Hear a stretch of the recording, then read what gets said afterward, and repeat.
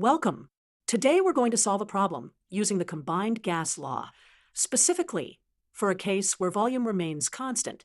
Let's start with the combined gas law. The general form states that P1V1 over T1 equals P2V2 over T2.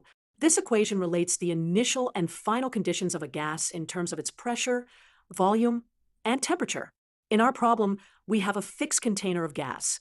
Since the volume stays constant, V1 equals V2. This means we can simplify our equation. When we substitute this into our equation and cancel out the volumes, we get a simpler form, P1 over T1 equals P2 over T2. To solve for T2, we can cross-multiply and rearrange the equation. This gives us T2 equals T1 times P2 over P1. Let's solve an example problem. We have a gas at an initial pressure of 2 atmospheres and an initial temperature of 300 Kelvin. If we increase the pressure to 3 atmospheres, what will be the new temperature? Let's solve this step by step. First, let's substitute our known values into our equation.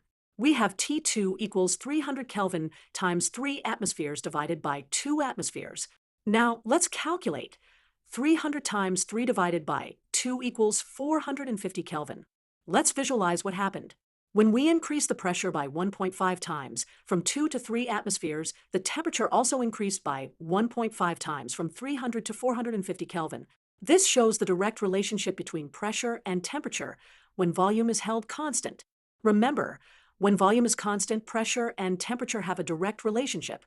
If one increases, the other must increase proportionally to maintain the gas law relationship.